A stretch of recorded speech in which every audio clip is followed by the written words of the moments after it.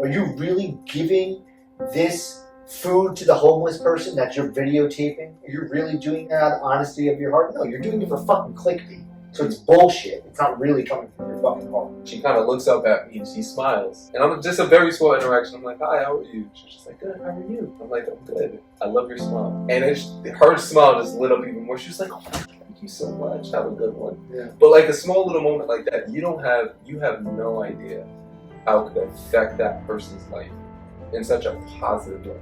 You're drowning with a life preserver. Your essence is still making this person happy. Even though on the inside, she doesn't realize that you're falling the fucking apart. Did you guys do the jazz? I've done a few. I don't want to get emotional.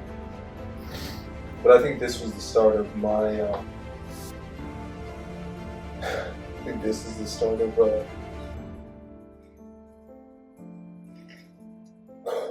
where my emotions started to turn on.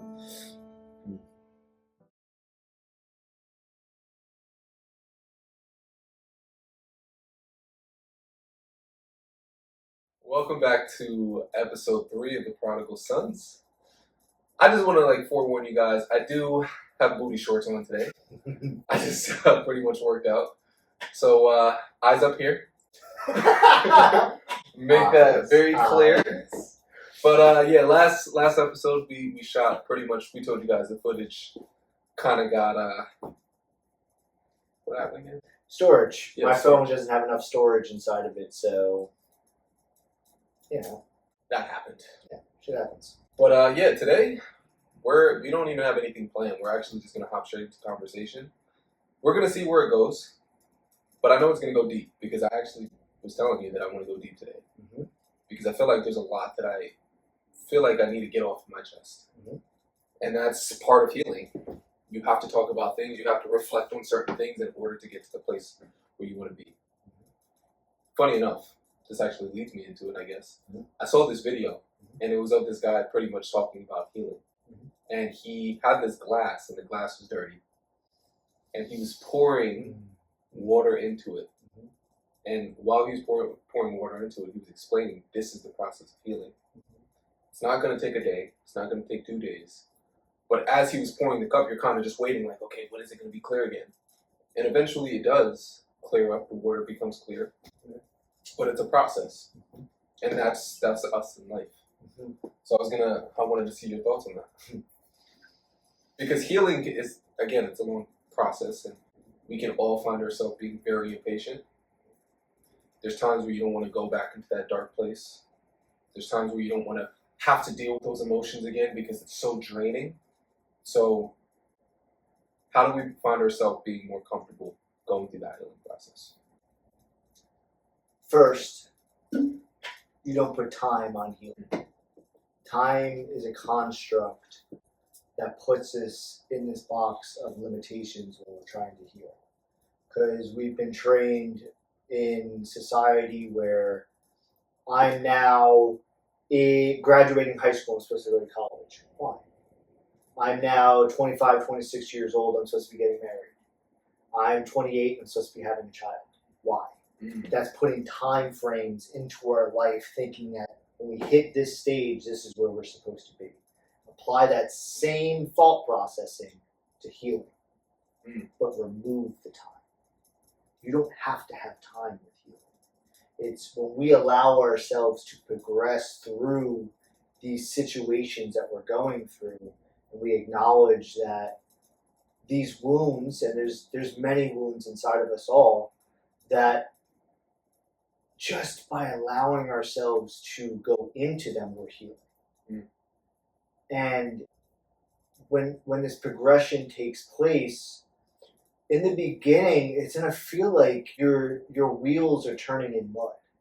But guess what? Your wheels are turning. Wheels are stationary in mud. That's before you make the acknowledgement of oh, I need to heal. Yeah. So you even having your wheels spinning in mud is a fucking fantastic start. It's great. Because then it's just like, well, now that my wheels are turning and I'm not going anywhere, what do I have to do next? Maybe you have to go out and get a piece of wood. Yeah. You have to go stick it underneath that tire to give you that boost to get up out of the mud, to get going. So it's allowing yourself this grace, this openness, this vulnerability of knowing that the wounds that are inside yourself take time, which sounds contradictory to what I'm saying. Yeah. But takes time where just live. You just living your life is healing. Because you're not sitting there and wallowing inside this darkness. You're not sitting there and keeping this cape over yourself, sitting inside of darkness. Bro, you're creating now darkness on top of darkness. Yeah. What are you doing? That's literally doing nothing. Take the cape off, sit in the darkness, allow yourself to be there, and once you start to realize that, like, oh, I have the ability to move out of this darkness, that's that water being poured into that cup, which is then allowing all the debris and everything else to start flowing out. Because you're recognizing I'm sitting in darkness, and all of this water that's being poured into this cup is now purging you to go towards the light. By allowing yourself to be in darkness will lead you to the light, but it all comes back to that acknowledgement. One of my favorite scriptures is Romans 8:18. The pain that you're feeling now doesn't compare to the glory that's coming, or to the joy that's coming. Yes. There's a time for everything. There's a time where you're going to weep, mourn, but there's also a time where you're going to rejoice, be happy. And I think when you finally, but here's the thing though, you're not going to get to that place of rejoicing if you're so hyper focused on the darkness. If you're not willing to work toward that place, because it's all a process. You have to take the step toward where you want to be. But if you're stagnant, if you're staying in this place, you're never going to get to that place. Which is why you may feel like you're not progressing. Have you taken the necessary steps to progress? Maybe not. But also it can be tricky because there's times where you are progressing, but you can't see it yourself. And other people can see it. And it's so funny because that's literally what we were talking about before here. Before we started filming, people look at me, and anytime I have a conversation with somebody, they're like, oh, Dylan, how old are you again? 23 years old. Oh my God, I would have thought that you were so much older. Right. I'm not saying that for the camera.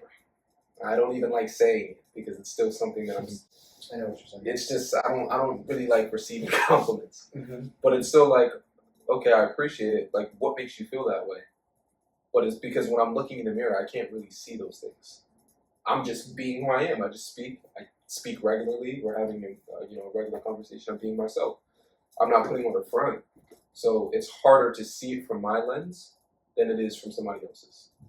And that's with anything. That's because you're in your own darkness. People aren't living inside your shoes. They're seeing your shoes. Yeah. They're not actually being inside your shoes, walking with you every single day. Absolutely. But that's how we create this. That's how we create this place of commonality. Is even though I'm not walking in your shoes, I can still be walking next to your shoes. And by walking next to you, it's allowing this place of maturity, this place of growth, this place of, I see you. I just see you for who you are. I'm not, boy, you have look at this pair of shoes. It's fucking $800. And then you look at somebody else's shoes and it's like $15 you got from Walmart. Yeah. They're both shoes. Who cares? Who cares? Yeah. They're both shoes at the end of the day. It doesn't come with you when you die. Right. It's not going to get dark. But it's the truth. Yeah. It's the truth that it's about how you respond. Everything is about responding. I think that's why people say that to you, is because of how you respond to conversations. You're not on that knee-jerk reactionary. You're not the like that thrusting into the conversation. You're not that powerhouse in the conversation. You're just there, a part of the conversation, which you see that when people actually have more maturity to themselves.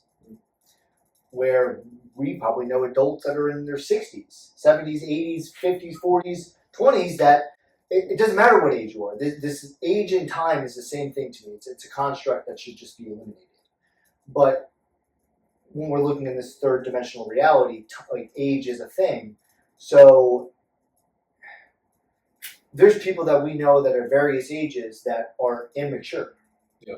And then they come across individuals like ourselves, because I've had it myself, where I'll be massaging somebody who's 50 years old, and this is when I was 26, and they would be like, "You're speaking like you're a fucking 50-year-old." Yeah. It's because of the things that I've gone through. It's the things that you have gone through, which is why it's made us be these types of individuals. Mm.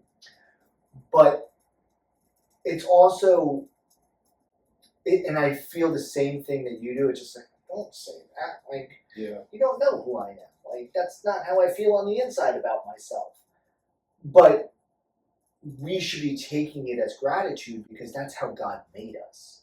Yeah. God made us be this way at the ages that we're at, and still going to progress to the ages that we're going to be and become more mature. But it's all through God's grace that we've been able to be who we are. Yeah. So instead of looking at ourselves in this limited mindset, because that's really what it is, it's this limited mindset of, I'm not as mature as you think I am. Yeah. But in reality, we are. We are more mature than probably what those people are even perceiving us as. Because we have more to talk about in different realms of thought, Yeah. where we're still only talking about this subject with that person there. Mm. But we have more to talk about. So we're actually more mature than they probably even think, but we think of ourselves as a limited person. It's such like a conundrum within itself. It's just like, what the fuck? And that's with anything too. It's like even working out. You may not even see the progress that's being made, and other people can pick up on it. Mm-hmm. And it's just like, what are you talking about? I just looked in the mirror. I don't see what you're seeing. Mm-hmm. And it's just like, I don't know. Do you think that's a good thing, like a good trait to have, or do you think that's a bad? Yes and no. You know what I mean? It's if you use it correctly, it can be. But if you use it as a diminishing thing, no, of course not. Oh, no, absolutely not. Right. If you use it as a fuel for your passion to become better, Mm-hmm. Like, because you know that it's constant growth. Oh my gosh, somebody said this to me, I think it was yesterday or 2 days ago in the gym. We were talking about working out and how to take care of your body. And he had this perfect analogy, and I've never heard about this before. I don't know why. And it seems like it would be common, but I guess this was my first time hearing it. And he was just like, think of yourself the same way that you go to fill up gas. You're putting in the gas that your car needs in order for it to function. Think of yourself as a car. What are you putting inside of your body? What fuel are you putting inside your body? We were just having a conversation before we started filming about eating. The things that we eat. What are you putting inside your body? Think of your body as a car. This is your way of moving through life. Mm-hmm. Why would you be putting the wrong fuel in it on a day-to-day basis? Whether it's eating, whether it's the things that you're telling yourself. Like, what are you feeding yourself? What are you feeding your car? This is the thing that gets you through life. This is the reason why you're alive. Mm-hmm. And when he said it, it kind of just hit me. I was just like, wow, I never thought about it like that. Your biography is your biology. Yep. That's a bar, by the way. That's a bar. But it's true. It's your life experiences create your biology. Who you are is created through your experiences of thinking, eating, exercises, drinking water, conversations you have, the people you're around, the physical environment you're inside of. All of that is constituted to your own biology. Every single piece of it adds up to who you are on the inside. Every single piece of it. That's why I've seen this metaphor of like the pizza. It's every slice of that pizza is a different component of who we are in this life. Mm-hmm.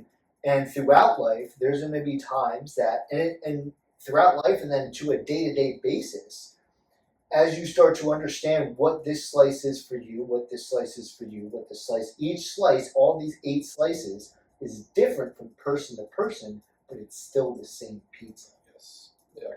So when you start to understand your own self, as I am starting to understand my own self, I know when I need to pull on slice 2, 4, and 5. Mm-hmm. The next day I know I need to pull on slice 1, 8, and 2. Because of my previous experiences, which has shaped me to be who I am, that I've learned about my own pizza. So I know when I need to use certain slices through these moments throughout my day-to-day process. So it's like in the morning, it could be I need 2 and 4. And then in the afternoon, I need now 1 and 7. And then at night, I just need 6. Yeah. And it's all different. Each of us is different as to what your slice is to the next slice. Beautiful analogy. Yeah. It's a good one. I'm so Yeah, happy that's that a good came to one. me. I'm That's so a happy good that one. came to me like a few months back. I need a fast. Yeah. I need a fast. It's been popping up in my head recently. Maybe that's your 7-day of travel. Ah.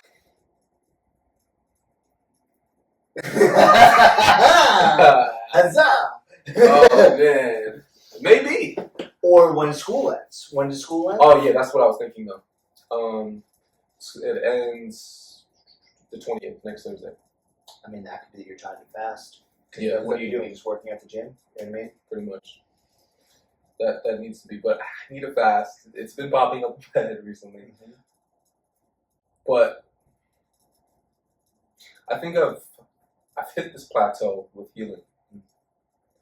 And like I haven't felt the relationship that I once did with Christ. And I think that's part of the reason why I need a fast. And I think I feel that way because I've stepped into worldliness.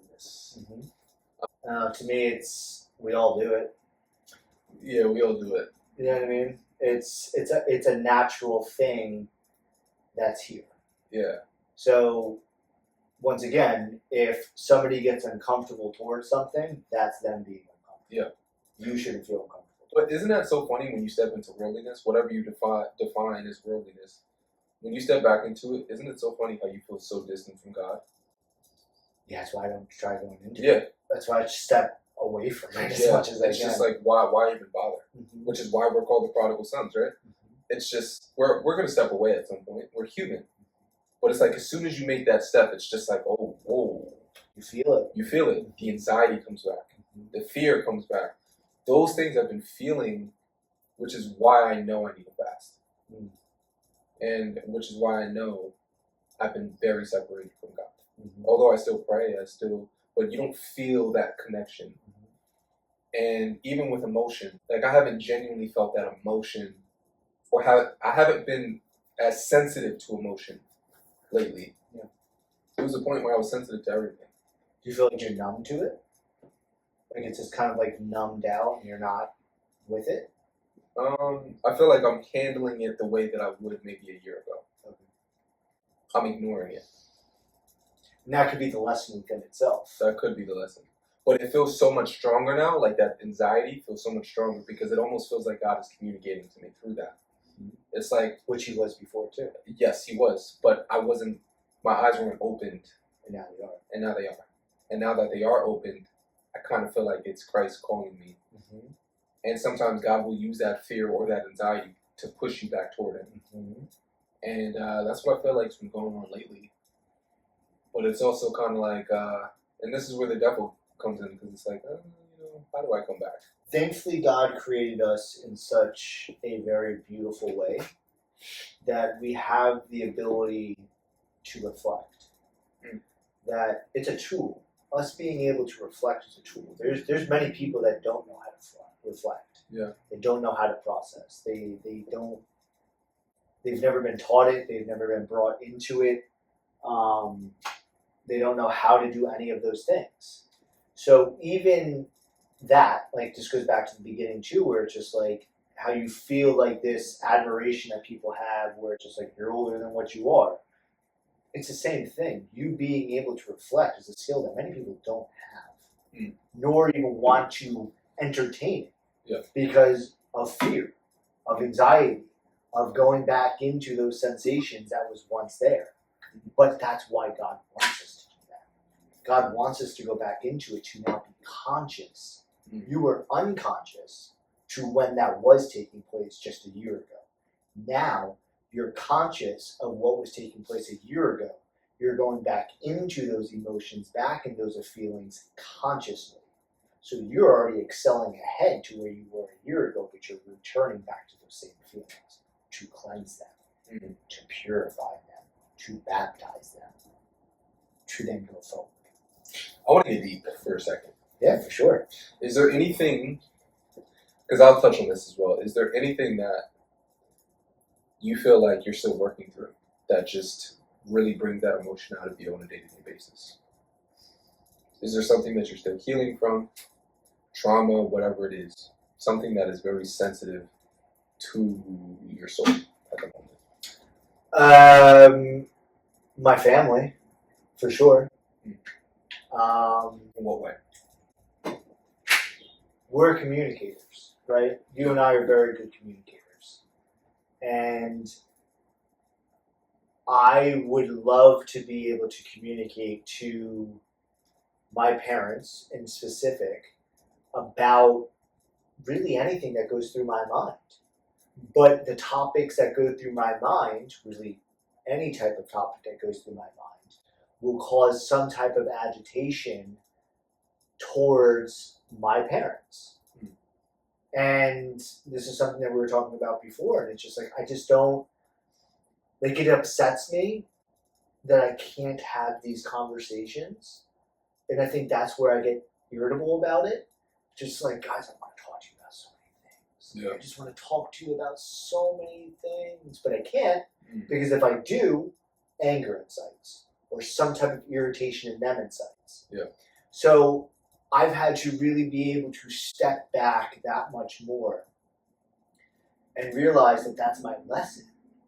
That I have to just learn when not to talk, and if I do talk, how to talk so that they don't get incited by anger. Because of how much I feel emotions. I feel so many emotions with everybody around me that I don't want people getting angry about a topic that I'm talking about, especially my own parents. Like, I can feel other people's anger, like if I'm talking about a subject that I'm not so closely related to, and have that conversation with them. But being so closely knit and still living inside their home, that it's like I don't even want to create any eggshells, because that's really what it is. Doesn't that feel draining? It's so draining. It's very draining, but it's to undrain the self is to recognize that I don't have to crack any eggs on the floor. That I can actually use these eggs and crush them up and put it into a flower pot, because the calcium helps with the soil. So instead of leaving it on the floor, crush it up and go put it into a fucking flower pot. Just adapting to it. It's just, everything is everything. So I'm creating an environment through my thoughts that's creating eggshells on the floor, and nobody wants to talk. All right, well, what's another outcome that could take place? Well, I don't talk, and I feel this anger inside my heart because I see the changes that could take place inside the home, but I know that those changes won't take place because my parents aren't like you and I and other people that are listening to this, because they want to change, which is why they're being brought to this channel, because they want to change. They know that changes are possible throughout. I don't believe in impossibility. I think that is a word that should never have been created. I think impossible is a word that was created by the opposition, the devil, to keep us stunted, to think that things are not actually possible. I think it should be completely removed. But to that, people still don't want to change because that's their own course of action. So that's acceptance to my parents, because the topic we're on. That's the course of action my parents want to do. So being able to accept that they don't want to change, where I'm on the opposite side of the spectrum, where I want to continuously change and never stop changing. Yeah. So being able to love them in a way that I don't have to talk and don't feel anger when I know changes can take place is something that I'm greatly working on right now and still working on. And if you had to put a percentage on it. I mean, the analogy I said before was probably perfect. Was in the past, I would say I really started my progression of change at 25. And I'm 34 now, so 9 years. So I would say my hand was inside a rose bush, twisting and turning with all the thorns, cutting me the fuck open. Get that motherfucker. Almost got you. Almost got you. So I would say for about 4 years, so 25 to 24, my hand was constantly in that rose bush, just twisting, getting all the cuts, bleeding, everything. To 29 to about 30, probably like 32. So another 3 years where it was just like a single rose. And I was just rubbing my finger against the one single rose, and I was just catching the same thorn over and over again. But progressing over time. Oh, yeah. To now where it's just like little pricks. That's all it is. So percentage-wise, I would say I'm probably like, I don't know, I almost feel like across the board I'm at like 90% in so many different areas. That's good, though. For That's sure. amazing, yeah. For sure. And it's just irritating, right? Like, you know you could be at 100%. Likewise for your own self. You know that you can attain 100% to where your limitations are. You know it's possible. But we still have those limitations that's preventing us from getting to 100%. And I think that's where the irritability is. Because you know you can get to 100. But you're not there because there is still limitations. So that's us getting to that 100. That's a part of the process to get to 100. You know, it's funny, when you talk about that, it reminds me of something that Christ said, where he was talking about how he came here on earth not to bring peace, but he came here on earth to divide people. Family, too. He said it will be brother against brother, sister against sister, mother against daughter, father against son. That's why he came. So the beliefs that you have now, you walking with God, you walking with Christ, you trying to expand your mind continuously on a day-to-day basis, that's ultimately going to divide the people that you're closest to because they're not maybe on that same path that you're on. That's Christ. That's exactly why he came. That's exactly what he pretty much told everyone in his messages. It's going to divide people. The spirit of truth will divide people. And you just got to pray for those people. Hoping that their eyes can be opened as well, the same way that yours graciously were. Right. So I think that's what kind of comes to mind. And that makes total sense. I mean, because that is what it is. It's, I mean, even like friends that I grew up with, like those were divided too. It's just not hitting as close to home, no pun intended. It's just not hitting as close to home. Yeah. Because it's so different. It's so different where it's your actual blood. These are your people. But your soul is everything. Your soul is eternal. And it's, like I said before, it's like, I'll see you on the other side. And when you take that mentality to the grave, where it's just like, whatever happens in the flesh happens in the flesh. And I know when I go to the other side, it's going to be love there. Because that's what I've been curating here. I've been curating love and peace and compassion. So what you create here on earth is when you pass over to that realm of spirit, that's what's going to be there waiting for you. Yeah. So that's why we have to be so cognizant of what we're doing in the flesh. Because what we're doing here is going to be brought to us on the other side. Yeah. You know what I think the most difficult thing for me growing closer to Christ, and this could have been spiritual warfare, I think it was loving him, because he even says to love him more than you do your mother. To love him more than you do anyone closest to you. Because how can you love the house more than you love the creator of that house? Right? He's the creator. God is the creator of everything. How can you not love him? How do you love the creation, but you don't love the creator? Right. It doesn't make sense. Right. But it's also something that's difficult to process because how can I love something that I don't see? Or sometimes, how do I love something that I can't even hear? You know what I mean? And it's still like working through that. I think that was one of my biggest struggles. It's just like, because at times it feels like you're almost forcing it. Yeah. You know? Yeah, I do know. And it's like, and I'm not using this as an excuse. This is far from an excuse. I think it's just easier to fall back into that worldliness because you're dealing with things that you can see. They're tangible, right? You can touch it. You can't touch God. You can speak to him. You know that he's there, and that's where faith comes in. But it's also like, damn, I just wish I could just have a conversation with you and actually hear you respond. Right. Imagine. Precautions. Yes. Yes. And I think that's part of the development of spirit. Is that's a part of the developments. I don't want to cut you off, but it made me think about our conversation in the car. Yeah. And we were talking about don't lose thought of it. Don't lose thought.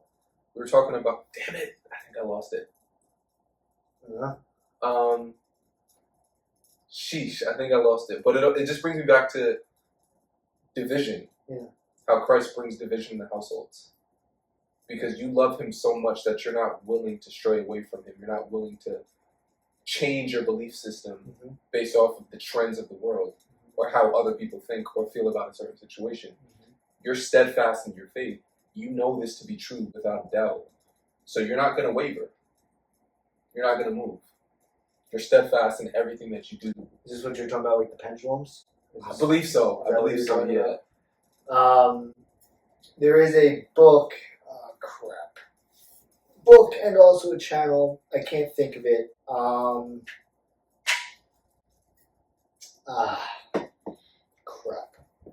This is where I got that analogy from because it's perfect.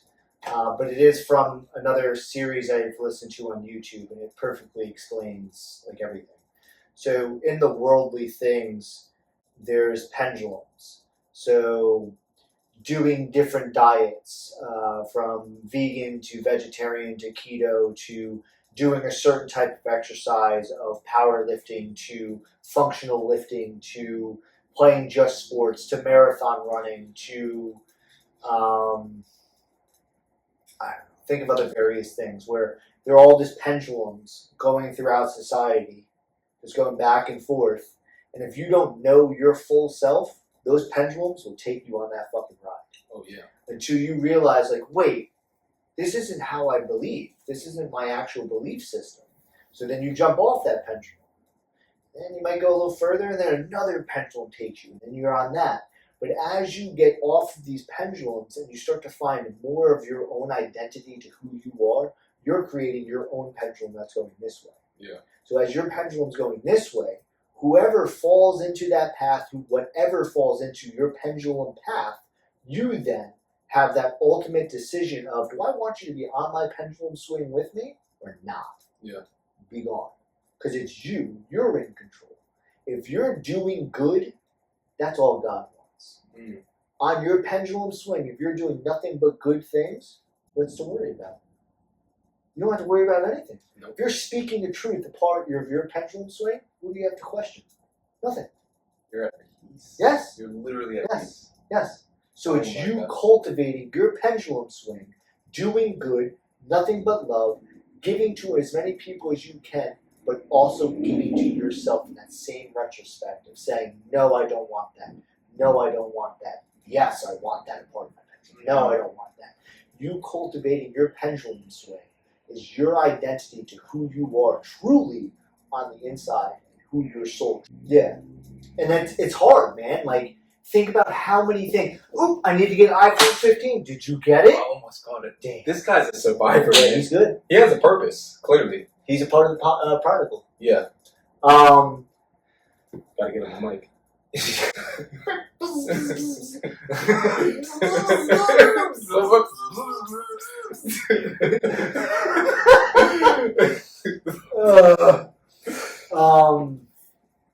But yeah, it's these things. It's, I need the best car. That's a pendulum swing. I need the best phone. That's a pendulum swing.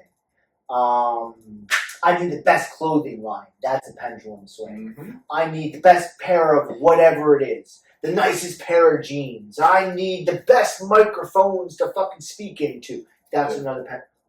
Does it fucking matter? Nope. No. So, once you start to realize all of these pendulum swings that are going back and forth are taking you away from actually going the direction you want to go, once you make that recognition, all of those pendulums start to fall away. Yeah. Because they were all just distractions. They're a part of the worldly distractions. It's just another form of the pendulum. Yeah. You know, what's that saying? It's, money doesn't bring fulfillment to your life. And I think most people listening, they would probably be like, oh my God, if I had $1 million, I would pay off all my bills. I'd be super happy. I could get anything that I want. But I'm starting to realize more and more. And again, I'm not a millionaire. I don't have that money. So I can't really speak from a stance of that sort of experience. I'm to the choir, man. I can't. Preach to the choir. But at the same time, though, I don't think it would be fulfilling. Because yes, you can buy anything you want. You can pay off all the bills. You can have all of the materialistic things that you feel like will bring a lot of joy into your life. But I'm realizing that you're only bringing satisfaction to your flesh. And typically that is temporary. There's going to be a time, yeah, you may feel really, really good for, let's just say, a year. But I think it's going to wear off at some point. Because you grow accustomed to it, to that lifestyle. It gets boring. It's not fulfilling to your soul. And I guess I'm going through this stage now where I'm trying to find what the true meaning of life is. I'm searching for it. Like, what's the true? Oh man, this is actually a beautiful example. We get comfortable for this. I was with my grandparents yesterday, and it was my sister, her daughter, myself, and my 2 grandparents. And we were sitting down at the dinner table, and they were pretty much telling us a story about how they met. Very corny, by the way. He approached her and he said, "Do you believe in love at first sight?" I don't. Wow. And it worked. It worked, apparently. Well, obviously, you're here. So. Yeah. But ballsy though. Very ballsy. Yeah. Yeah. But they got married and everything. But as he was telling the story, he started crying. And he wasn't sobbing or anything, but anytime I've noticed with him, anytime he tells stories of his past or just like us as kids, he always cries. And it's so natural to the point where if you acknowledge, like, oh, we call him Pops, we're like, Pops, like, you're crying. He's just like, what are you talking about? But like, there's just tears flowing down, and he's always just like wiping and wiping. His tears are just flowing. And I've always noticed that he always just starts crying when he's reflecting on life, and just reliving those memories. And in that moment, my sister and I, like, we were engaged in the conversation. At the same time, though, I was texting someone, but then, like, for that split second, something in me said, "Drop the phone," because I was just like, "This is the meaning of life. This is part of it. These memories, these small little interactions. Tomorrow is literally not promised." And it's just like, what if, God forbid, something happened to him the next day or that night? I would have regretted, like, oh my gosh, I should have just been present in that moment. Should have enjoyed myself. Should have really just like reflected with him and just laughed. But in that time when I put my phone down, we were just laughing and just enjoying the moment so much. And it was beautiful. And it's like those little moments. It's just like those memories that you can create. Whether it's good or bad, it's just like that small little interaction is beautiful. What you just said is how I have to create solitude when I'm inside my home. That solitude is the happiness that your grandfather displayed.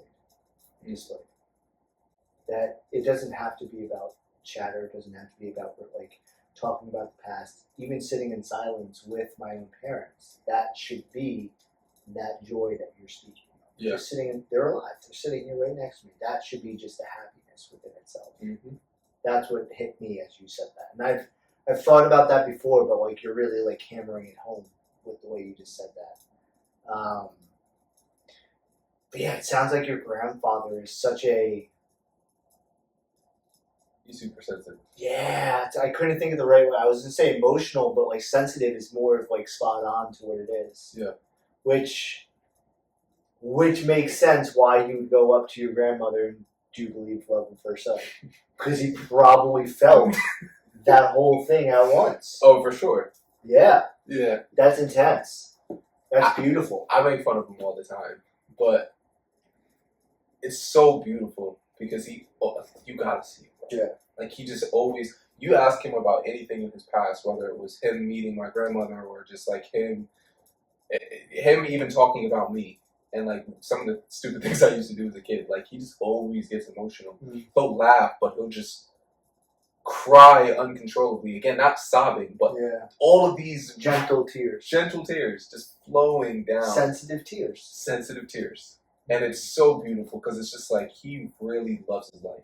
Yeah. And he'll make comments, like even yesterday he was making comments like, you know, I have no idea how long I'm going to be here for. Just like, I don't know what my time is going to be. I'm an old man. Right. It's just like hearing that, it's still like, oh my God, I dread that day. But it's still like, you can tell that he really, really enjoyed his life. When he reflects on those memories, it hits him. Like it strikes something in him that makes him cry. That is the fullness of life. Yes. So this is where perceptions come into play, right? Like his wholeness to life is how he perceives it. Yeah. You and I could be like, well, why not do more? Why not try to do more? Why don't you try like learning something else? Mm-hmm. He's fulfilled. He did what he had to do in this life. Yep. He fulfilled what he had to do. God sent him on the mission. He completed what he needed, and that's why he is such a sensitive, loving, caring man, because he's filled his spots that he needed to do throughout this life. Him living that way is the example for us to realize that we need to go fill our voids. The things that God wants us to do is how we then become whole, the same way your grandfather was whole. Yep. And that's the true meaning of life. So getting caught up in all of the distractions and allowing the pendulum to pretty much push you towards certain directions, it's just like, that's not the meaning of life. That's not why we're here. And that's the message that Christ was trying to communicate to people. He would even tell people that were rich, give up everything that you have, sacrifice it all. It's not needed. It's not needed. No. It's literally not needed. Nope. I've had that vision since I was about 25, when it first came into like my openings of consciousness and really exploring the depths of what's out there, was all of the money that I know that will eventually come, because God has once told me this many times over, that like, however you see money, like multi-millionaire or multi-billionaire, whatever the case is, like that will take place, but I've also known that it's not for me. Like none of it's for me. Mm. I want to build communities. So whatever I make is going to be building communities for people. Mm. That's how I've always seen it. So any money I make into that high status of wealth, I'm going to be walking around just like this. I'll probably be barefoot. Honestly. Yeah. I believe it. I'm going to be barefoot walking everywhere. And people are going to be like, you're a multi-billionaire? Yeah. But I never go, like, the one thing that will not change about me is the simplicity of who I am. Mm.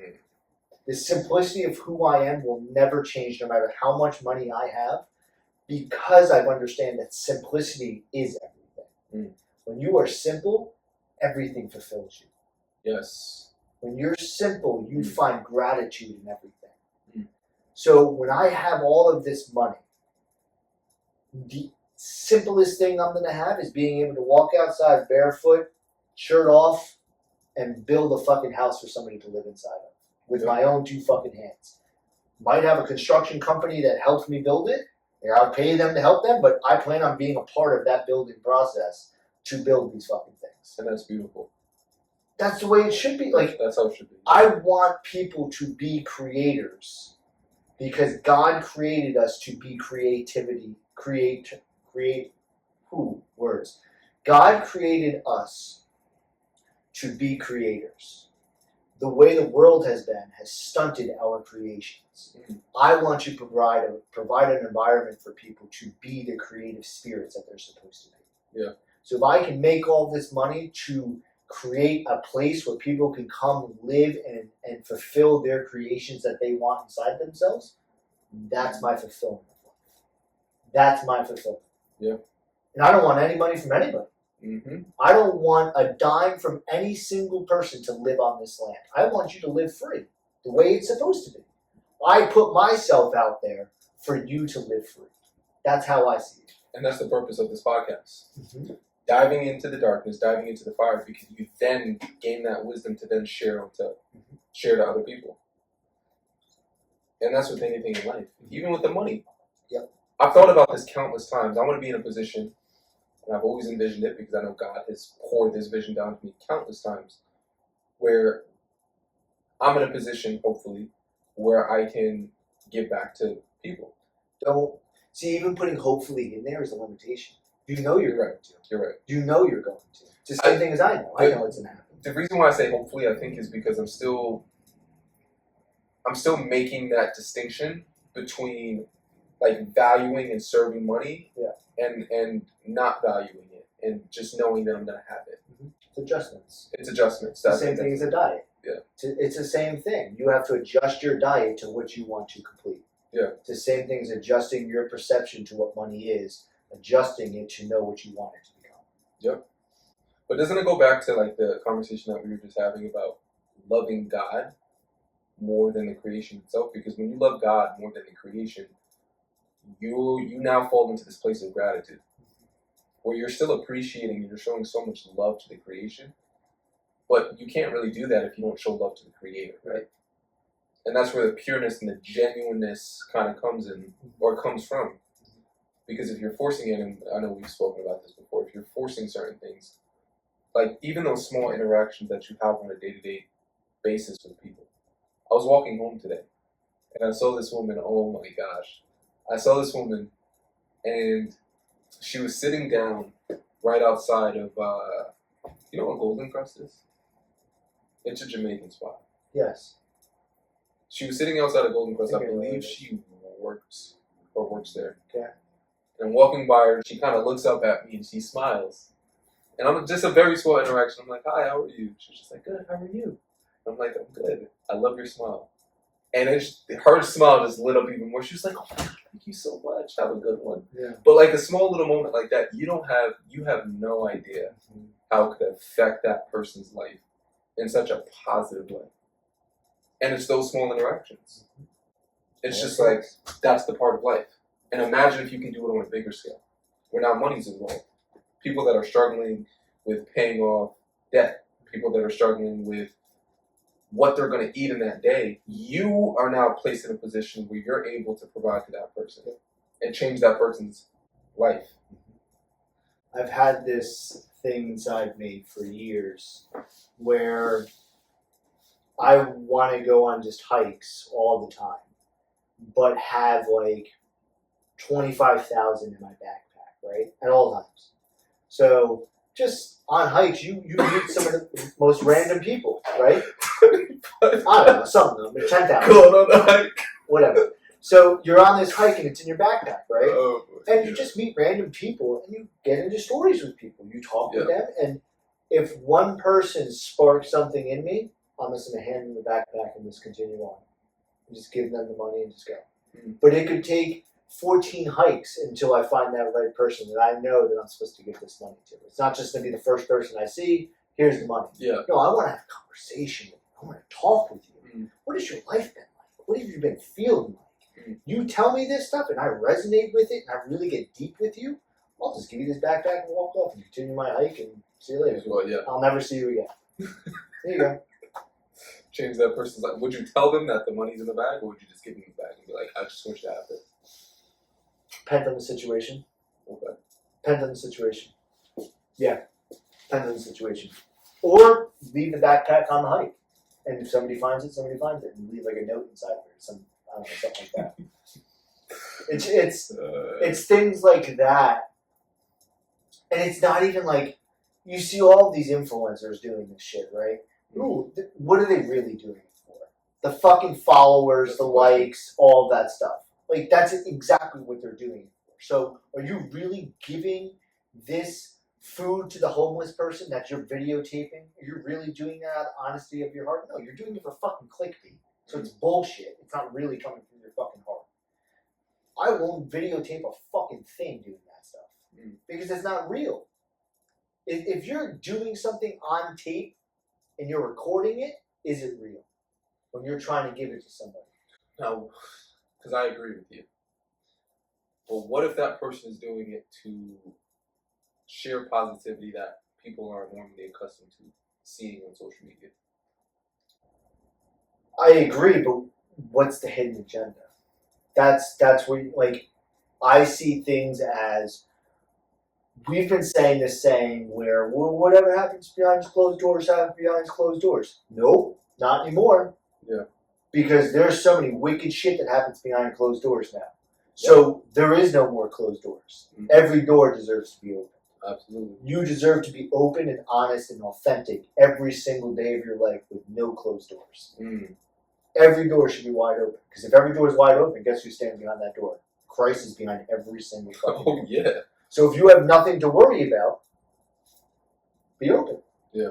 Be open about it. And if you are honestly doing that to help those people, beautiful. But if you're doing it and you have a closed door inside your fucking inner self, oh yeah, check yourself. Check yourself for sure.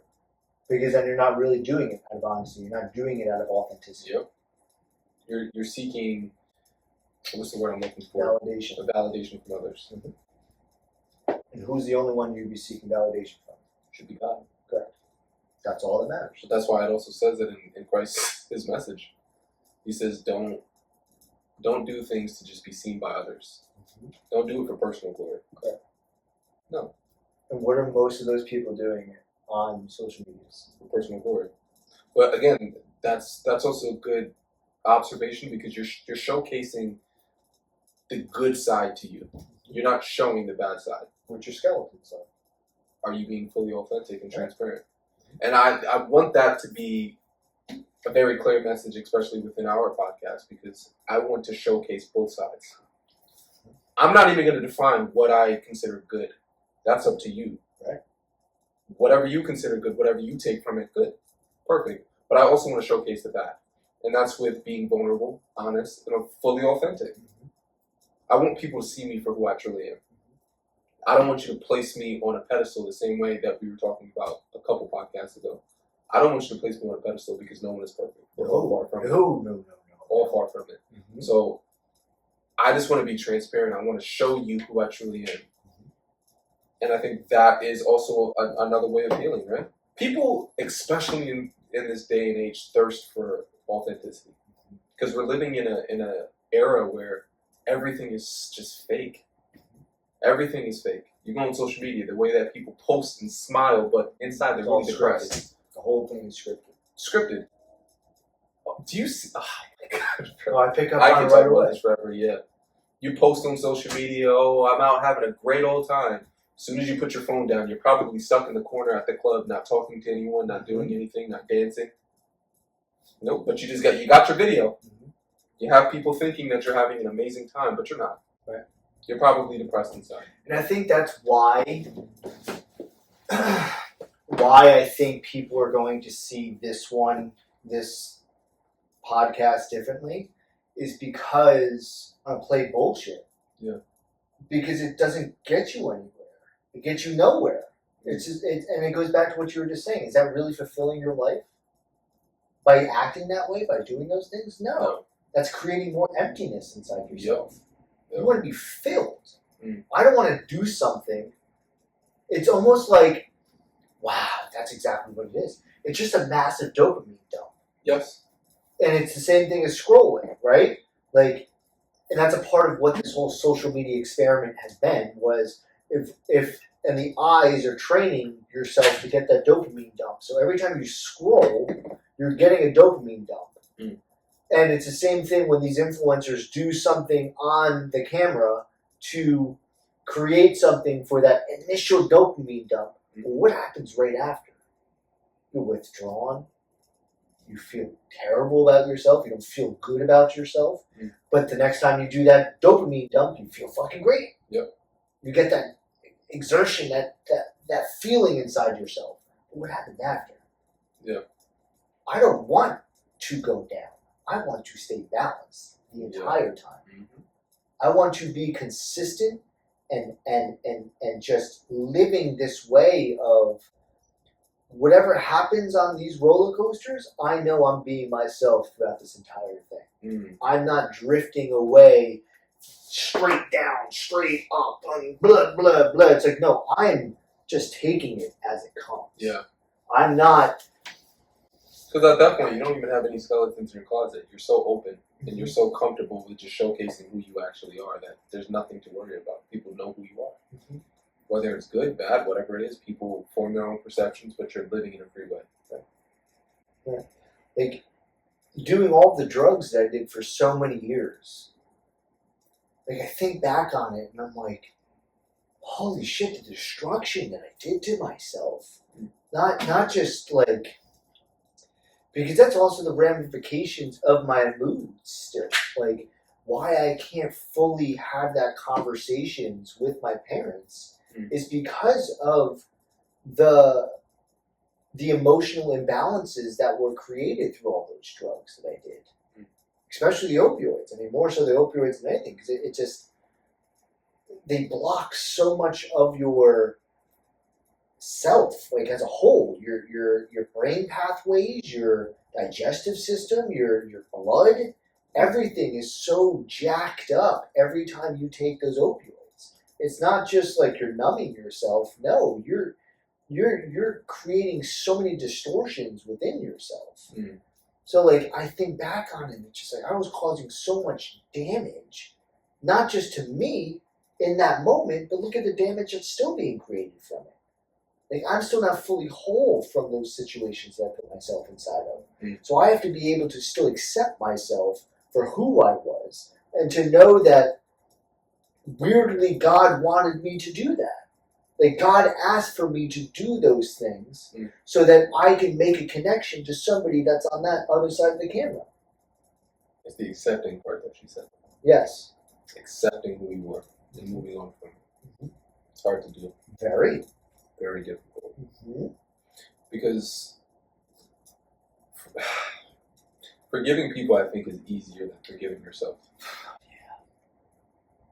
Absolutely. Although it's still difficult. Depending on the situation. Yeah, depending on the situation, it's very difficult to do. But forgiving yourself is so difficult. And it goes back to our conversation about perception. What you see in the mirror, right? How you perceive yourself. Again, everyone can perceive you differently than how you perceive yourself. But you know more about yourself than anyone. You know when you mess up. And that shame and that guilt that's attached to those mistakes, it's hard to shake. It's hard to accept. It's hard to be like, you know what, that was me. It's not me anymore. It's hard to do that. When I was in the midst of my storm, that was the most difficult thing to do. But I'm glad everything happened the way that it did. Because God needed me in that position in order to see where I messed up. Again, he disciplines those he loves. He corrects those he loves. He loves all of us, right? But you have to heed to the discipline and the correction. If you don't, you're going to continue making the same old mistakes. But when you're in that vulnerable position where you're just completely humbled and you have that chance to really analyze and reflect all of the instances where you've gone wrong, and it's also by the grace of God, because I also believe he's showing you those instances, and maybe throughout your way of living, he was trying to communicate, but you just weren't listening. You wasn't in a position where you were listening, which is why you have to hit rock bottom, because that's when you're in your most humble state, your ears are actually opened. And I know for me it was, oh gosh, just revisiting that time, it was so difficult to forgive myself. People tell you, oh, just give yourself grace. You know how difficult that is? Words are one thing, actions is completely Absolutely. Yeah. Because you also seek forgiveness from people that you also hurt, right? Maybe you don't get that forgiveness. Right. Maybe it takes time. Right? Which is why we all need, I was begging for God. Like some of the mistakes that I've made in my life, I was begging for God's forgiveness. Begging for it. So that's why I kind of check myself from time to time, because if I fall back into those old habits, the way I look at things now, it's almost like I'm disrespecting God. Well, that's why you're reviewing your one of your old habits right now. Like how you feel that disconnect from God is because you're reviewing that habit. Yeah. That's why you're feeling so off from it. But once you're done processing the the habit that was causing this pain inside of you, I guarantee you're going to be plugged right back into God again. You know why You're already plugged in though. That's the other thing. Yeah. It's this. Perfect thing. If I turn this off, there's still power, right? Mm-hmm. But if I turn it on, it's light again. Either which way, there was still power inside of that wall. Yeah. Inside of this switch. These lights are still working on or off. Oh, it's there. It's the same thing with you being connected to God. You're still connected either which way. For sure. You know what it is? I think the reason why I went down another path again, away from God, I think it's because I was journaling about this, and when I was in that humble state, rock bottom, you feel so pure because you feel like you're purging everything. You're actually letting loose. You're letting go of all of the emotion that you have. Yeah. But when you get to a position where you're not fully healed, but you're much better than what you were before, right, you lose sight of those emotions. Sometimes, at least for me, I lose sight of those emotions. So sometimes in my head, I try and convince myself, oh man, do I have to stumble and fall again in order to find you and feel as connected to you as I once did? And that's why sometimes I fall into those old habits, because there's a part of me that's almost hoping that I fall back into that position. But then I question, why would I? Why do I want to experience that? Because you're comfortable there. Possibly. I was very comfortable in my darkness when I was doing all those drugs. I created, it's hard for me to stay in the light. Like when we're looking at this in a spiritual sense, it's hard for me to stay in the light because I've become so comfortable in the darkness. Yep. I've made so many different homes, like not just one home, like there's multiple different homes I've made down there. Been in contact with different type of spirits, different energies. I feel at home inside of darkness. I truly feel at home inside of darkness. And trying to stay in the light, it's almost like I'm trying to do sprints backwards up a hill. It's difficult. So hard. But I know that's where I belong. Yeah. I know I belong sprinting forward up that hill to get up there, not running backwards up this hill to get to the top. I know I deserve to be turned around sprinting to the top of that hill. Yeah. But I have made so many challenges earlier in life that I think the right way to get to the top of the hill is by running up backwards. But it's not the right way. Because God wants to see your face going up that hill. God doesn't want to see your fucking ass running up that hill. He wants to see your face. Because He sees our face and we know He's not standing on top of that hill. We're going to be gleaming, smiling, vibrant, all the way through ourselves as we're going to the top of that hill because we know what's sitting up there. But if we're going like this up this hill, we have no idea what's standing behind us. No idea, yeah. We have no idea because we're looking still down that way, where we should be looking up that way. We're focused on our past more than what's in front of us. Where reflection is not always what's needed. That's a part of one of the slices in that pizza pie. So we'll just use slice number 1 as reflection. Slice number 1 does not always have to be consumed. We have to know when we have to put this slice back on to know when we can come back to it. And it could be 2, 3, 4 weeks, months, whatever, not years because that's too much, but being able to have that distance between that slice 1 of reflection to know I need to put it back down to then focus on the other slices because maybe those other slices will help you come back to 1 and not have to be so deep inside the reflection. Wow. I never thought about that like that. It doesn't have to be constant. Yeah. Because it's also what's in the future. What can I focus on the visions that I'm trying to create? Because those visions looking forward could also help the healing of the past. Yeah. Same thing, being present can also heal the past. This is why I know, like, everything, especially in regard to spirituality, is true. It's real. Fuck Yo, the Bible. It was the stories in the Bible, the Gospels, everything. Paul writing, the letters, written 2,000 years ago. speaking to situations and things that we deal with now. Yeah. This was 2,000 years ago. Yeah. People still experiencing the same things that we experience. Paul's a good one. It's the other four. It's difficult because there's a dude, Jason, on Archaics. He's another YouTuber. When you go into listening to him, it's because he was a heavy Bible thumping baptism or a Baptist Christianity type person. And it's hard. It's hard to listen to his information because like he breaks it down where it's just like really the only things you need to read is the Alpha and the Omega, Genesis and Revelation. That's it. Everything in between has almost been indoctrinated. It's been convoluted and it's been taken from other sources of cultures and other things, where Paul does not bring up once about Christ doing any type of mystical healings. He is all about Gnostic and esoteric and all of that spiritual talk, but brings up nothing about the mystical healings. The other four are the ones that constantly talk about it. So it's like, why is that so heavily emphasized? They're the blind and doing all that stuff. Yeah. Okay.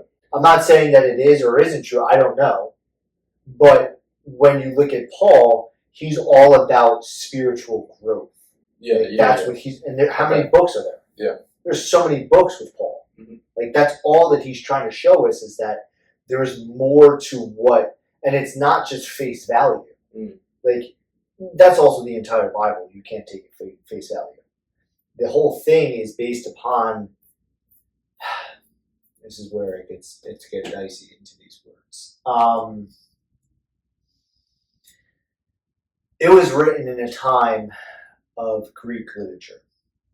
So we have to place ourselves inside of the Greek era when we read the Bible.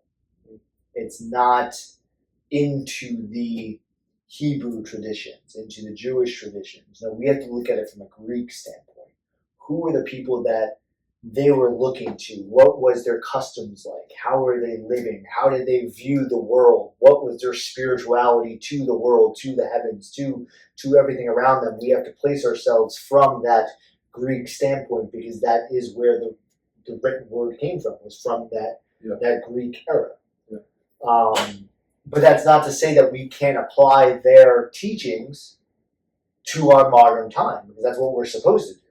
It's not using the same words that they were saying inside the Bible at that time, because most of those words don't really make sense to us in this time. So we have to use those words, fill those blanks into what's happening here now to fully understand what they're trying to convey to us. Yeah. Does that make sense? It does make sense, yeah. Yeah. But he is somebody, and I've definitely told you about him, like discernment, right? Everything's about discernment. Yep.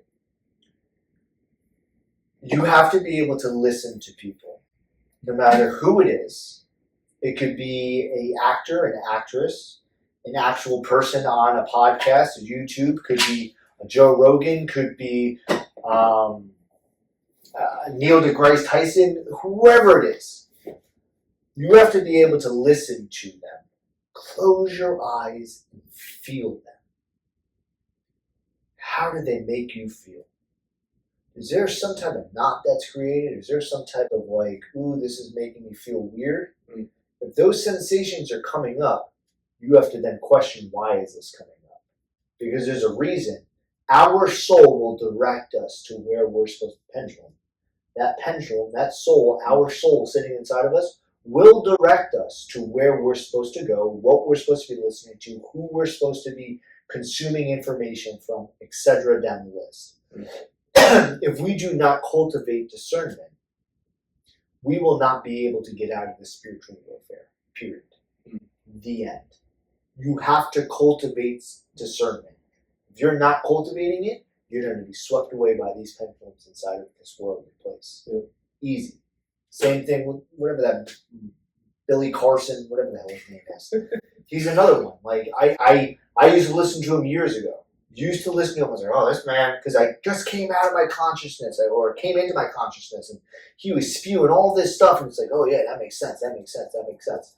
Then you step back, you start listening to other people talk about other things, and then you start thinking about, this is the reflection, you start thinking about what was said, and it's just like, wait, this doesn't make me feel good anymore. This doesn't make me feel like it's actually trying to keep me in this ascension. You're trying to keep me in this loop, almost like, like in the oceans where people swim, but if you go out a certain distance, there's like nettings inside the ocean to make sure sharks don't actually come in. Sometimes sharks do come in, but like there is nettings out there to make sure that the sharks can't fully come in. Yeah. That's almost like the same thing as to what knowledge is done to these people that speak about that stuff. They create this body of water that you think you have free range inside of, but in reality, there's a fucking netting that's out there that's keeping you trapped so that you can't go beyond that netting. That's what that's doing.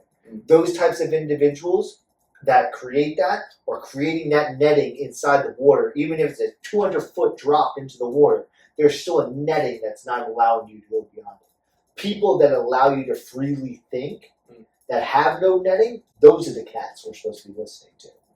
Those are the ones that are providing the truth, the information that God is trying to send to us to know that there is more beyond what is actually here.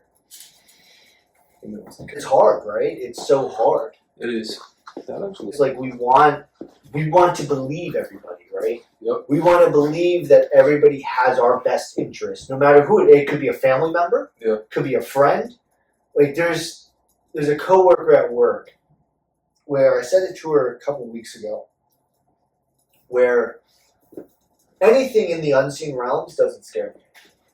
Nothing frightens me in the unseen realms. No matter what entity is, no matter what spirit it is, positive or negative, whatever the frequency of this entity, nothing freaks me out in the unseen realms. I am more comfortable in the unseen realms than I am in the seen realms. Because in the seen realms, people have fucking hidden motives. You don't know if this person is truly speaking the truth. Or they have an agenda that's going to lure you down a certain path and then just cut your legs out. Straight. Right. In the unseen realms, you know what you're getting. Yeah. You know exactly what's out there. Here, like, I'm a very easily scared person. It's just my nature. I could open up this door and turn left and go somewhere. Somebody's saying, I'll probably jump because I'm just like, oh shit, I wasn't ready for you to be there.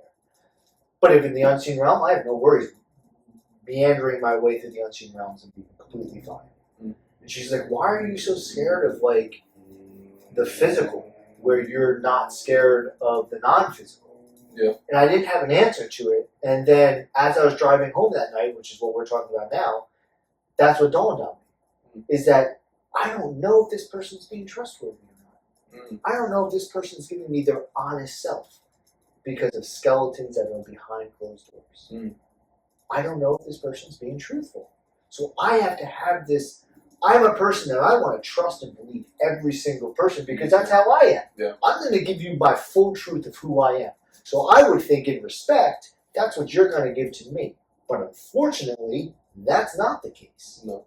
So I've had to build up this discernment inside of me to know how I listen to people, how I see people, how they move, how their body gestures, their eye movements, their tone of voice, everything. These are all indicators to let us know, is this person speaking the truth, or is there skeleton still inside them that they don't actually want people to see? And that's a large majority of people. Yeah, I would say a good portion. Unfortunately, yeah. I would say so. Because it's what's seen in the dark will eventually be shown in the light. Correct. And I think and it stems back to what we were talking about before, when you're so accustomed to living in darkness, the light is unfamiliar territory, especially when it's something that you've been hiding or keeping from people. Because you know what you're doing is wrong, or you know what you've done in your past, let's say, is wrong, and you don't want people to know that side of you. But it's also freeing, though, because when you allow people to see you for who you actually are, there's no burden that you're carrying anymore. But unfortunately, we're living in a world where there's judgment as well. Maybe people are afraid to showcase that part of themselves because of judgment. It depends on what it is, but I think so many people, including myself at some point, you're guarded. You're always on guard. And you don't know what you're going to get from people. Which is why maybe you're just so like, I'll show you a small percentage of me, but I'm not going to show you everything. Because some people could have your mindset as well, where you don't know if this person is trustworthy enough for you to actually share that information. I've had instances where I've shared personal information and then 5 other people know about it. I didn't tell those 5 people, I told you. Yeah. Like crazy, right? So it's just, I think we were talking about this on the last podcast. The more and more that you experience trauma, disappointment, betrayal from people, the less likely you are to then open up. So then you also kind of become part of the world in a way. You become worldly. You start to just fall into these patterns that aren't necessarily healthy. That's not the way that God wants you to live. Right. But you almost adapt to your circumstances and what you experience on a day-to-day basis. So if you're experiencing that betrayal from people every single time you open up, there's going to be times when you know what? What's the point? What's the point? There's no point in opening up because I can't trust you. Yeah. 5 other people that I've told certain things have done this to me. What makes you any different? But then it all comes back to perception. And this is where healing kind of takes place. And it's just like, I guess who you are as a person, like what you put out is what comes back to you. But it's also difficult because if you're putting out positivity all the time, but you're attracting negativity, it's also kind of like... That's where you get to say no, though. That's the point of that pendulum swing of saying no. Yeah. That's going to be attracted. It's inevitable. That's a part of light. Like that light is going to attract individuals that are going to try sucking that out of you. What you have to be able to do is throw up that Heisman, just like, nah, fuck that. Also, the light irritates people that's living in the darkness. Yes. Irritates people. It pisses off their demons. That's quite literally. So you nailed what happens with my parents. It's that my light irritates them. That's exactly what that is. But that's where you dive in, though, and that's the whole point of reflection. Why are you upset? Why are you angry about this situation? Why does this situation make you sad? Like whatever emotion that is being stirred up in that moment, this is why we have the gift of reflection. And and this is what we speak about all the time, but we're not taught how to manage and deal with that. Why are you feeling angry? Why are you feeling jealous about this situation? Like, there's so many instances where emotion is sparked up in a moment, and we don't ever take the time to just sit back and reflect and understand why it is that we're feeling that emotion. But if we do that, then you get down to the bottom of things. You start to peel the layer back. And once you peel that layer back, that's where you start to heal. And I think it's just like the other day, I was experiencing anger with my mom.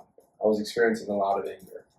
And when I reflect on it, I understand why, but I haven't dove super, super deep into it, which I know I can.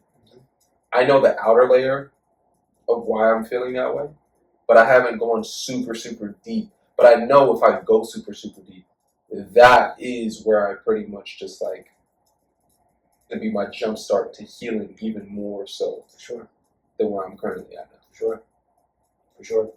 You're sitting on a branch where you still have to get to the actual like tree itself to then go into the roots. Yeah.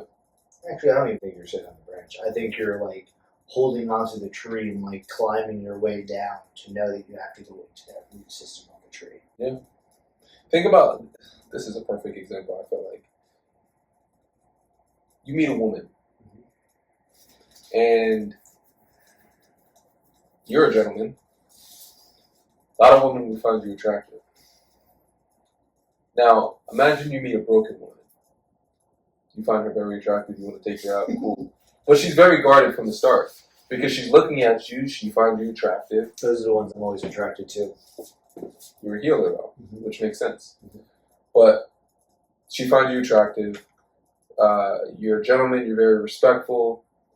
Maybe you're not in the norm of how men like you would typically act. Mm-hmm.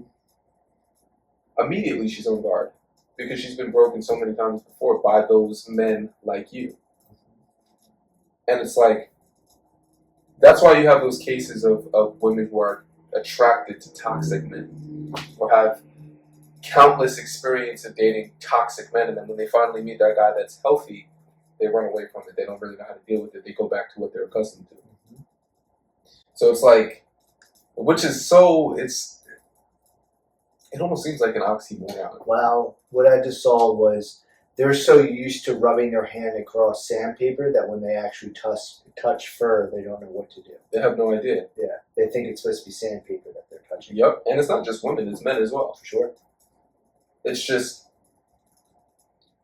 it's the devil, man. It's the devil. It's like what you're accustomed to your entire life, or, you know, and it can also go back to trauma as well from childhood. Mm-hmm. Growing up with your parents, what did you experience? Mm-hmm. Mm-hmm.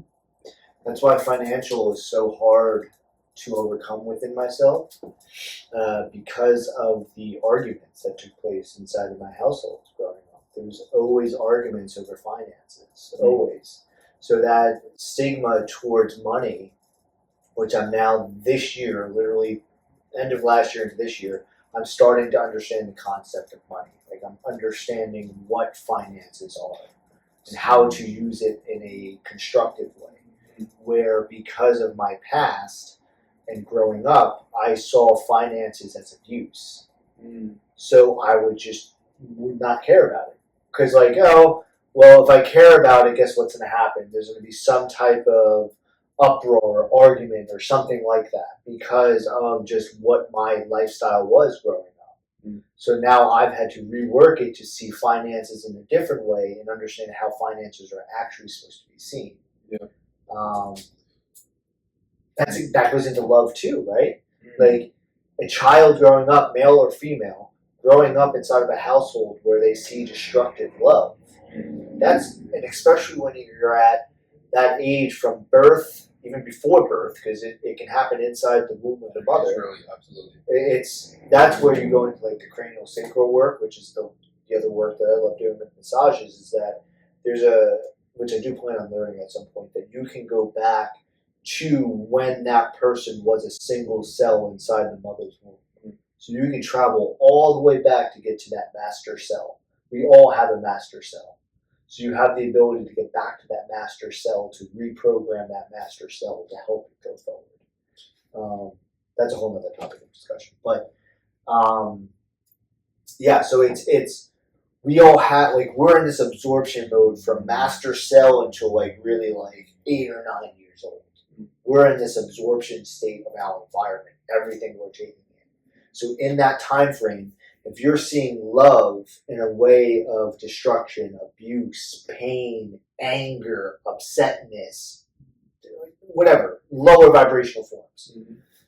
When you get older and you start having more intimacy and you actually start finding more partners and people you want to be with, well, you're going to associate that love to what you were programmed to be when you were a child, because that was your environment growing up. Yeah. So you have to now be able to go back to when you were a child, reprogram all of those years, heavy, deep work, to then now come out to the other side to see what love really was supposed to be, what love really is all about, and then bring that forward with you into life. For sure. And let me tell you that it's so infectious too, that energy. When you're incredibly insecure or you're allowing those traumatic experiences in your life to rub off on the person that you're with. You don't realize it in the moment, but when you reflect on it, you realize some of the moments or instances where maybe those traumas or those insecurities of yours, like, showcased in maybe that relationship, friendship, whatever it is. And I can think about certain moments in my life. I think with women, I'm very similar to you. Like, I've always, my mom asked me this the other day. She was just like, why do you always attract, what's the term that she used? She didn't say crazy. Broken? Broken.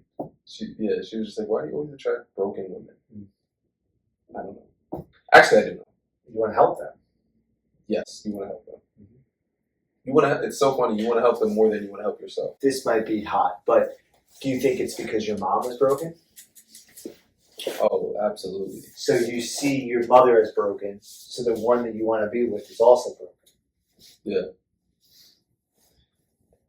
That just hit me because no, true. It all starts when you're a child, right? It also it's just like you want to help your mother so bad, which then translates to your relationships. Correct. You want to help them so bad and show them who they truly are as a person. Correct. That's deep. Yeah, I didn't make that connection because it makes sense to me too. Like I see my mom is not whole and she's broken. I love her deeply, love her deeply, but I know she's broken. So it's just like those are the women that I want to go after. Mm. But I'm changing that. Like that's why I'm. Like, I have no idea how long I'm going to be celibate for this time. Last time was 2 years, and it was fantastic 2 years of being a celibate. It was. Peace. Oh, I have no obligations. I have no, nothingness. It's just me exploring and having conversations with any single person, not having anything in the back of my head, nothing like that, just living. It's so glorious just living and not having that biological fucking thought inside your head where it's just, I need to have sex, I need to have sex, I need to have sex, I need to have sex, I need to have sex. Why? I need to fucking come. I need to come. I need to jerk off. I need to do this stuff. Shut up. No, you don't. Mm-hmm. Like, that is a part of this system that is making you believe that you have to do these things. Yep. No, you don't. No, you don't. The right person will come when they're supposed to come. Yep. No pun intended. How's that? Got him, coach. But yeah, it just gets to that point where it's what actually I had the thought when you were speaking before. So after Beth died, and this is the girl from the first podcast episode, the one that really brought me into the depths of myself, was after she died, we were dating for about 8 months or so. And psychologically, because now I'm like 17, 18 years old, psychologically, it made me go into every relationship thinking that when I get to that 8-month mark in that range, something bad was going to happen, so I would exit that relationship. Even though it was a great relationship. We were fantastic, we were doing wonderful, but that psyche inside myself would be like, something's going to go wrong, gotta exit. So I would create some type of just experience, whatever the experience was, to create some type of disruption to be able to get out of the relationship. Mm. Which is why still, I can honestly say every single relationship that I've ever had, I can contact them and know that I can have a conversation with them. Because it was me causing the exit. Because of my psyche. Mm. But inside of that progression, because of being 18 and having all those hormones, after it, still being monogamous and still am monogamous, that I was filling this void of physical love. Mm. So I was going after in relationships physical love. I would always have some type of motive in my head where it's just I need to have sex with this person. That's how I'm going to find love. This is how I'm going to get closer to them. So I'm going to have sex with them to get closer to them. But then you have sex with them a couple times, whatever the case may be, and you realize, oh, we don't connect emotionally. Oh, we don't connect intellectually. Yeah. So then rinse and repeat that situation. And then eventually it got to, I want to be able to be emotionally connected to this person. Yeah. And then, okay, well, I found the emotions, let's have sex now. And then, well, that didn't work out either. So then you go to the next stage, I want to find somebody intellectually. And then I find this person emotionally connected too. And now it's like, oh, let's have sex. And then something goes awry. So it always rooted back to that. Mm-hmm. Mm-hmm. And now it's just I just want to find somebody that I can just talk to for days on end and not even think about let's go have sex. Me too. Because it's just like, I want to be with this. I want to be with you every single day. If I'm with you, I know I can be with you every single day and not think we need to go have sex today. It could be 3 months and we don't have sex. So that when we do have it, it's the same thing. I'm looking for a person that wears no makeup, right? Wears no fucking makeup at all. But then, say if we go out to a nice place to have dinner, or we go to a wedding together, and they put makeup on, just a little bit. It's like, you are the most beautiful person I've ever seen. Even though I already think you're the most beautiful person without makeup, then you put makeup on, holy shit, it's a whole different fucking story. Yeah. That is when I want to have crazy, wild fucking sex. That's the time, because it's just like, ooh, it's just like all these emotions are so much higher because you're seeing this person actually dolled up. Like they're putting themselves on. Yeah. Where every other day it's just like, let's just chill with fucking sweatpants and a sweatshirt and just bullshit and have conversations with each other. For sure. That is what I would see in my next person. However long that takes to get to that point, I don't really care, but that's what I am searching for in my next partner. It's funny that you say that, because I feel like in my last relationship, that's what it always resorted back to for me. It always resorted back to sex. And toward the end of the relationship, I started to realize that more and more. I started to value that aspect of our relationship. Sex, even more so than her as a person. Yeah. And I know that sounds terrible to say, but when I reflect on it, it's just like there were instances where my emotions were so turned off to the point where, like, I couldn't, like, some of the things that were maybe bothering her, maybe it didn't affect me as much, because all that was on my mind was just, I just want to have sex. But I think it's because eventually I got to a point where I understand why my emotions turned off. Why? It turned off because I knew in the back of my mind that it wasn't going to last. So you were just going through the motions. Yeah. It's almost like what I said in the last podcast, I believe. It was either episode 1 or 2. There was a point in that relationship where I genuinely felt like, you know what? If I die, I die. There was nothing that I was living for anymore. Like, I wasn't living for, okay, although I've always had in the back of my mind where I wanted to be in life, it was just like, you know what? Whatever. If I die, I die. Yeah. But at least I'm going to die having sex. You know. But, like, that was my mindset.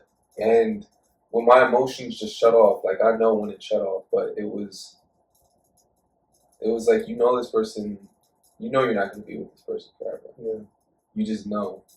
Because that genuine connection that you were talking about, those conversations, that this is real. Like, we have a very, like, our foundation, our beliefs, our values are very secure. They're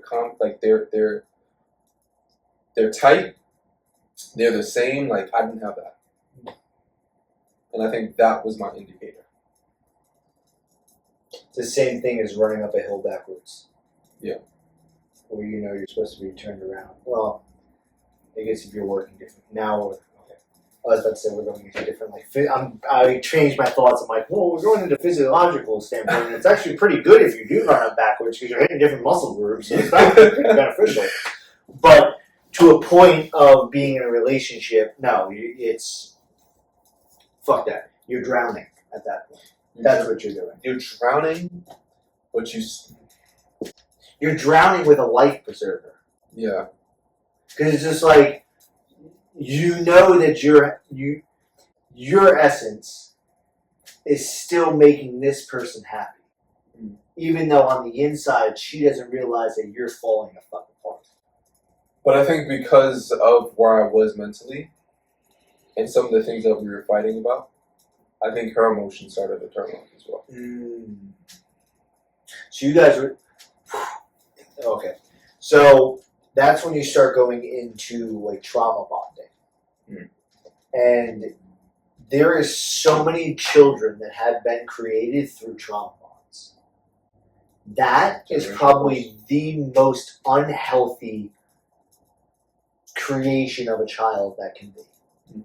Because you're creating something that's supposed to be this magical, pure essence out of a situation where it's a complete trauma and you're just fucking each other to fuck each other, but you're not actually loving each other to love each other.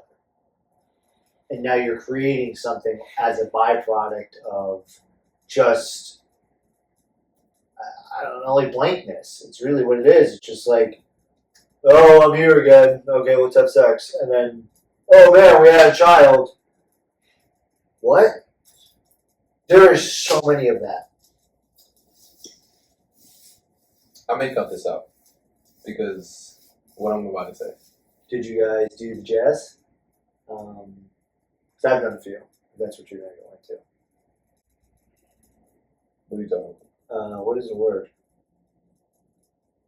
Like when you cancel a baby? Oh, you've done? Yeah. That kind of like... Oh, yeah, I've done it twice. Okay, I may cut this out. Yeah. Because I don't know if she want that out there.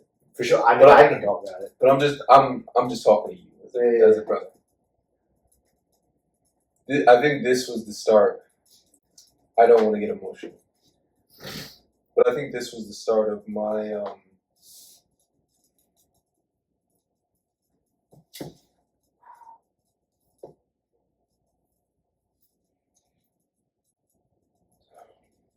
You're good.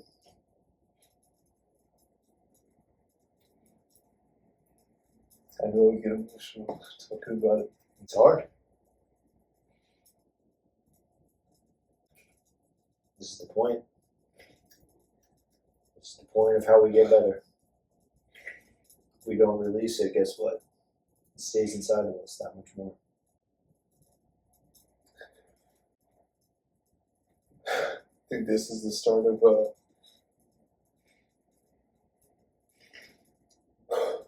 my emotions started to turn on.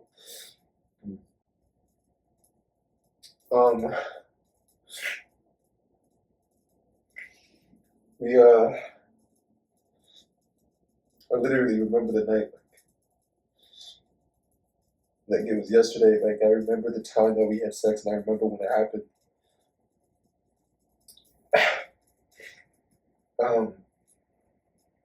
And like a month later, like I found out she was pregnant, and there were a few things that was going through my mind. I don't think I was mature enough to handle that at that point in time. But I always wanted a family, and I always wanted to have kids with the right person. And I think in that situation, like immediately, that was like the first thought. And just seeing how she reacted to the situation, seeing how like devastated she was, finding out she was pregnant, it kind of killed me inside. Because I know I wasn't ready to have a kid, but like just seeing how devastated she was and how like, oh my God, this can't happen, this can't happen.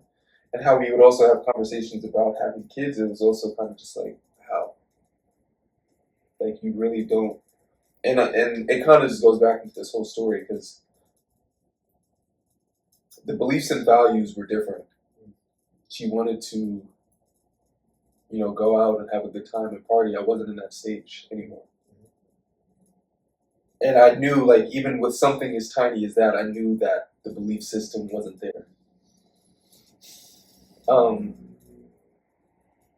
So when that moment happened, it was kind of just like, I didn't really take it so seriously, but just seeing just her reaction kind of killed me. And I think that was the start of my emotions turning on. Yeah. So then I remember scheduling it and everything. And like the day that we went, I was just trying to be that support system for her. She was, crying, sobbing, everything. And at first, it didn't really hit me because I didn't really know what to feel. But I remember it kind of like ruined her. Like emotionally, mentally.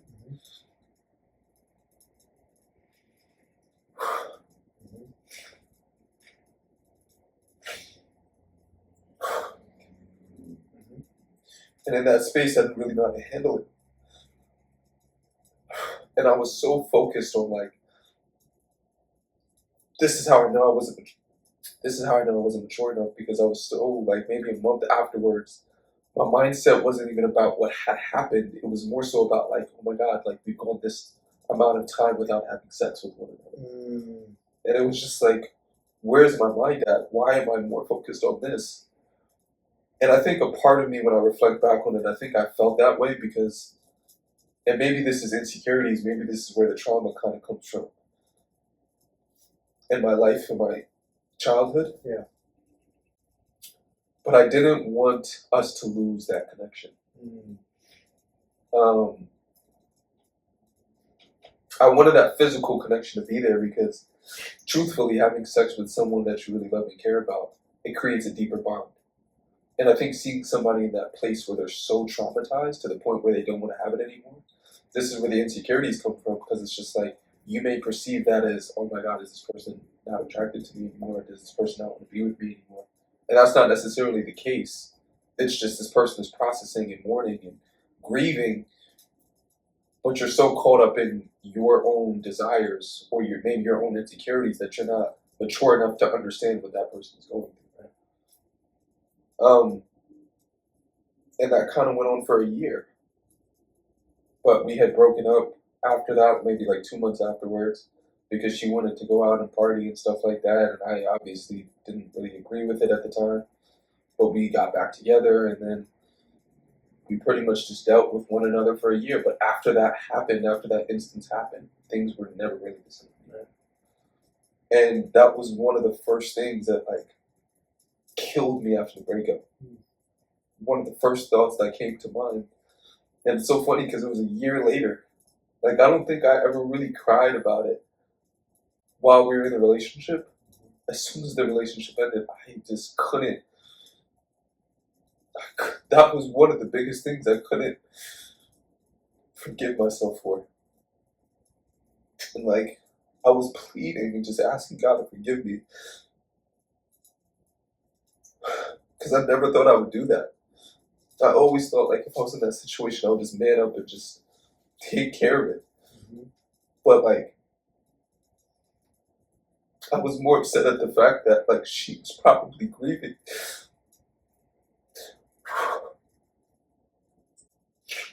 And mourning, and I didn't handle it the way that I should have.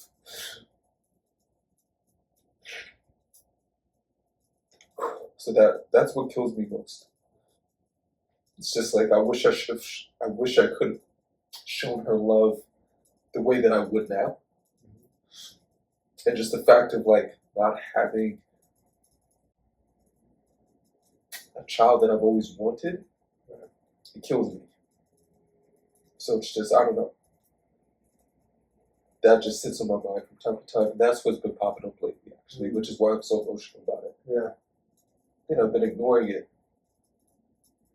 But yeah, I'm sorry. No, you don't need to apologize. This is a part of what you have to do for yourself. Yeah. This is a part of the cleansing. You have to think it's if you keep pushing things down, down, and down,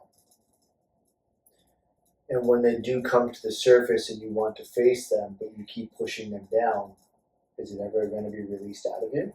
No. So it's always going to be in your mind, even when you go into this next relationship, no matter who it is, you're going to have this thought in the back of your head. Am I going to care for this person the right way? Am I going to love this person the right way because of how I reacted to this previous relationship? No, you won't be able to fully love them because you have not allowed yourself to let go and release everything that's been holding you back to fully be able to love this next person, whoever it is. And if it is that person that you have this child with, you want to make sure that this person is the right person that you're going to have the child with. Yeah. You set this intention, or you painted this picture as a child that when you find this person and that you loved, and obviously you dearly loved this partner that you had, this ex relationship that you had, you loved her dearly, but it wasn't the person that was going to create that picture that you created. So you're fighting against yourself because you thought she was the one that was going to paint that picture with you. Absolutely, yeah. But you're fighting against it, realizing that it's somebody else that's supposed to be that picture with. Mm. So you being able to just feel the pain, feel the misery, and then now think about like this too, where it's just like, would you want to bring that child into this life, knowing the person that you are right now, the person that you were? Absolutely not. Right. So God's already forgiven you. He's already loved you because you didn't bring that child in. Even though we shouldn't be doing those things, but God also knows, like, if you're going to bring a child into this life, it should be with the parents that fully love each other, that's going to provide the environment that this child truly needs to know that they are one with God. Your child would not have been one with God coming into this life. Absolutely. That is how every child should be brought in, is that they're going to be recognized as a true child of God. And it hurts you because you know that you could be that male figure, that fatherly figure for this child. You know you could do it, but you're not there yet. You know you can get there, and you thought you were there with that person, but obviously you weren't, and I wasn't either in my own personal experiences, which I've had many grieving days myself going through it. Like going through those times when I had to abort 2 babies. I aborted 2 babies. 2 different women aborted 2 babies. It took me a while to get over that. But recognizing that I was not the person that I was supposed to be to bring a child into this life, I gave it a favor. I gave that child a favor not coming into this life. That soul is still there.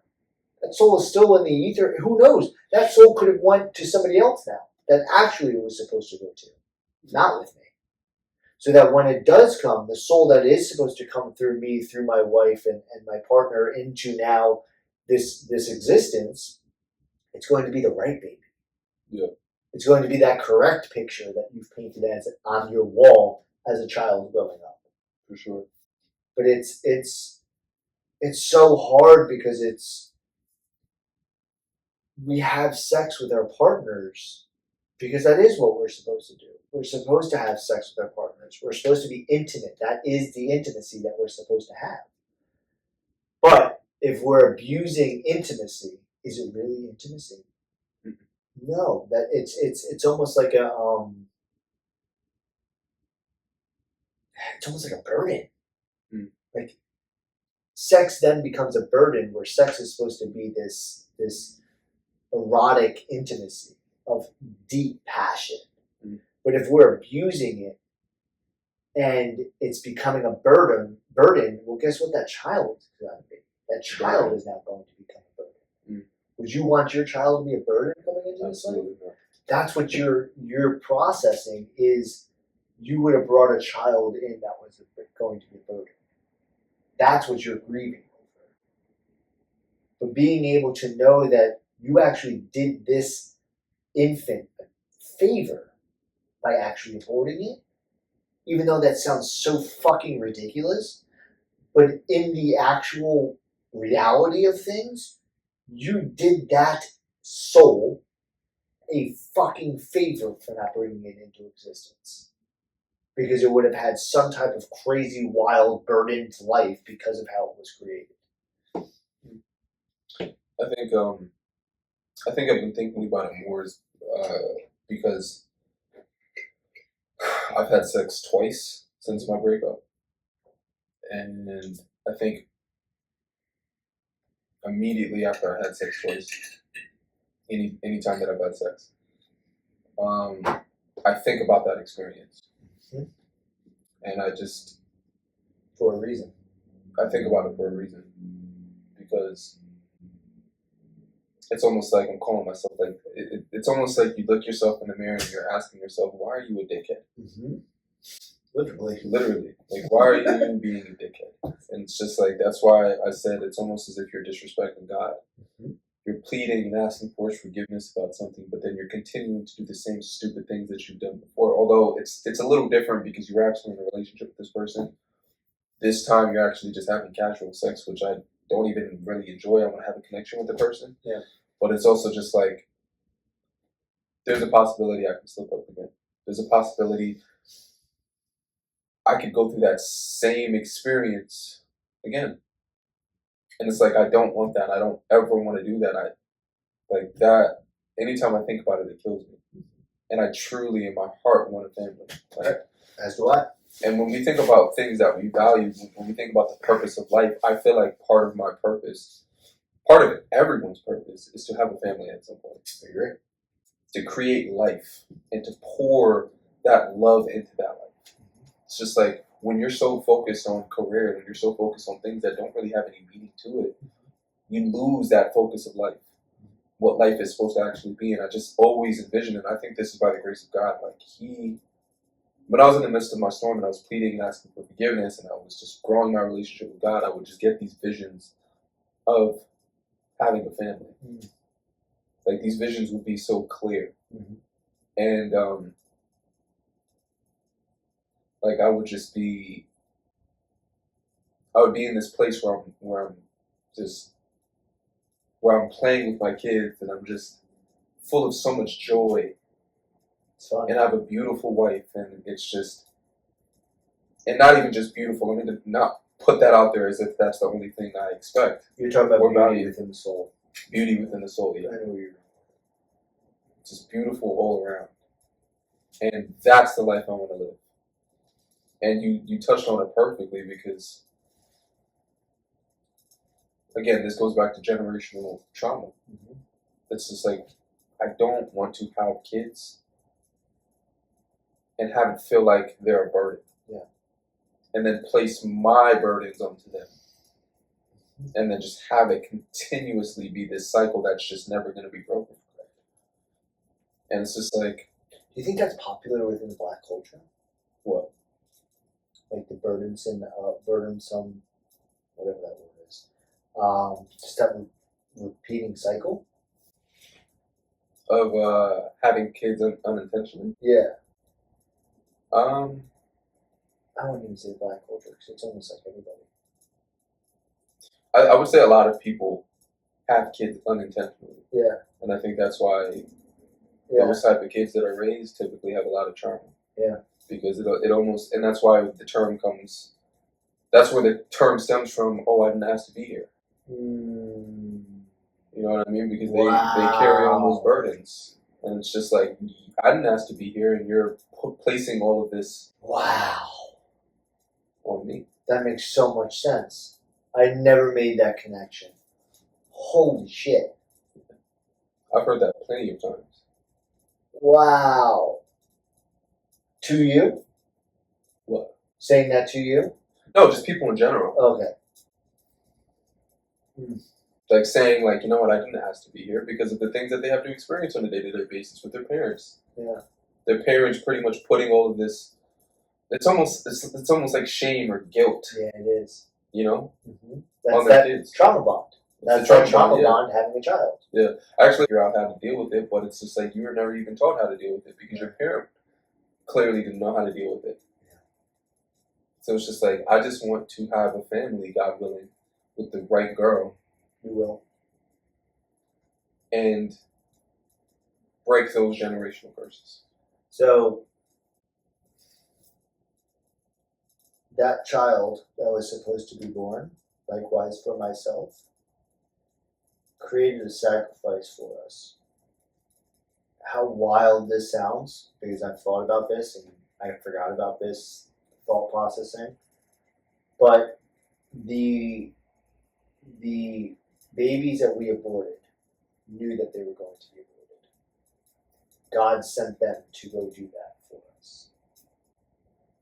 How wild that is But God asked for that baby to be aborted for us to wake up to realize that that's not what love is supposed to be. Mm. So with that, I send so much gratitude and love and so much to those two babies that I aborted, because without their sacrifice, I wouldn't have made it to this place that I'm at now. So I am very eternally grateful.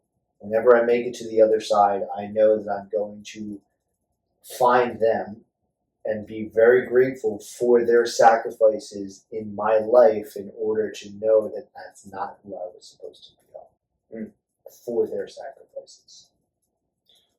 I love how you can say it. You can just, it just flows. Like you can say the word. I still have trouble saying it. Sacrifice or No. abortion? That Yeah. Well, I've looked at it so many times. Yeah. It's like all the stuff that I talk about. Like I'm so comfortable with it because I've looked at it so many times. It's hard. Don't get me wrong. Like it's not easy. I mean, one of them were super wild. Like when mothers are pregnant and they come to the end of their term and they're about to give birth, you can hit certain points on their body. I'm not going to do it right now, but you can hit certain points on their body, and it opens up their birthing canal, so it helps them release the baby easier. Really? Mm-hmm. But while they're pregnant, in like first term, second term, it's contraindicated. So basically, you're not supposed to hit those points and push on them. We pushed on them. The partner that I had at that time, her and I both hit those points many times over, multiple times throughout the day. That's how she created the abortion. We never went to the hospital. Really? Wow. So we did a natural miscarriage. Wow. Yeah. Wild, right? That is wild. Yeah. She was just like, I have to go take a shit. I was like, all right, go to the fucking bathroom. You're just go take a shit. What do you want from me? She went to the bathroom and she's like, Bryan, come here. And I'm like, I don't want to see your poop, dude. Yeah. Even though, actually, this is going to sound weird. Not to me, though. I like looking at people's poop because it helps me see who they are. Okay. Like, what's your digestive system? What's your psyche like? What's your emotions like? All of that is displayed inside your poop. But what it was just like, it almost looked like, you know when you chew a piece of bubble gum and you try blowing out the bubble and it falls out of your mouth? That's what it looks like. I've seen it before. That's what it looks like. Yeah. That's what came out of it. Yeah, that's... Well, for you, was it traumatizing seeing that, or? I was still... At that point, I was not awake yet. So... Not really, I want to say. I'm like reviewing where I was back at that time and what my state of mind was like. I definitely felt like, damn, that was crazy. But it wasn't like, because I didn't have an understanding of what souls were. I didn't have a connection to how they're such a creation of God and how beautiful and pure they are. I didn't have those understandings yet. So I didn't make that connection. It wasn't until later on is when I made that connection of like, holy shit, like children are like the purest fucking thing. Absolutely. The purest thing. Just check to see. That deep into it, I didn't feel like the pain that you're feeling. I don't think I felt the type of pain like that because I didn't have the connection like you do to the understandings of how pure babies are. Now I do, obviously, but then I didn't. Yeah. I think what made it even more tough was seeing my siblings have their kids. Like, it was, oh my gosh, it was, yeah, I'm not sure, but yeah, I would say that is, that's something that no one knows about. Well, let me not say no one. I think two people know. Well, I think two people know. Might Might be a whole lot more. Yeah. I guess so. But this is the point, dude. Like, this is why we're here. Like, if we do not do these things, This goes back to the skeletons. These are skeletons in our closet. Fuck that. But there's people that have done way worse things. There's people that have no emotions to it. That they've done it 15 times and they still have no emotion towards it. Yeah. And they'll do it another 15 times and not even care. This is the point of why we're here, is to show people that, like, these things are inside our brains too. It's inside of male brains too. Like, we feel this stuff. We feel bad about this stuff. Mm-hmm. But men are supposed to have these cloaks on. We're supposed to have these things on us to not expel these emotions out of us. That's complete and utter fucking bullshit. Mm-hmm. Complete bullshit. We are supposed to have these cloaks removed on the hanger, not sitting with us. Mm. We're supposed to be open. We're supposed to be the same way women are super vulnerable and emotional and open. We have the same capabilities. To different degrees because of how we are. The genetic coding of who you are to each person is different. But we have the ability to be emotional beings even as males. Mm. We're supposed to be. Yeah. And I think that is actually how you find your true partner. That is how you will find your true love. Is because you are expressing your emotions, which will then coincide with the woman who is looking for that male who knows how to express his emotions, how to release his emotions. Mm. That counterpart is looking for that counterpart, which is you, to be that type of person. That's all I want. Right. Likewise. Like, there's so many internal thoughts that many people don't hear inside of my head. And being able to find a partner that I could actually express my full internal thought patterns. Because that's also because it's just, I haven't fully developed the thoughts. That's why I don't talk about them. Like, there's so many topics I don't talk about because I haven't fully developed the thoughts into it. But being able to express those thoughts to someone that I can fully trust and know they're going to see me for my full self, even if it's like an obscure thought pattern, that they'll still look at me and be like, oh, that's just Bryan processing his thoughts, to be able to, like, logistically understand, like, what he's actually trying to convey. Yeah. I haven't found a person like that yet. That's what I thought my ex was. The previous person, that's what I thought she was, but no. It was... It's going to happen, though. Oh, yeah. It's definitely going to happen. Oh, yeah. It's going to be cool. Get a miniature Bryan. A little mini Bryan. It'd be a complex being, man. It'd be a complex little one. But I would be there for it. You know what I mean? Like, I'm going to be there for that child. That's why I'm not going to bring a child into this life until I know I am financially stable, because that is my last pillar. Yeah. I'm thankfully emotionally, intellectually, spiritually stable to a degree, but I am not fully financially stable. And I will not bring a child into this life until I know I'm financially stable, because I want to be with this child every single day of its life. And it will be with me on whatever adventures I go on. This kid's coming with me. Oh my gosh, you just touched on something, because I've spoken to a few women that say how important it is for them to have a career. Mm-hmm. And even for myself, like, naturally I want to be the provider. Right. I want to provide everything for you. But even me as the guy, as the man, if I am still valuing family above my career, and you as the woman are valuing career over family, it's just like, it doesn't compute in my mind. It I don't know, it kind of just like... Turn off. Yes, it's a turn off, but like, even me as a guy who wants to be the provider, who wants to provide everything for you. Right. I don't want you to work. I don't want you to do any of that. Like, I still understand the importance of valuing family over that. But there's a lot of people that's living in this place where they're valuing career, money over family.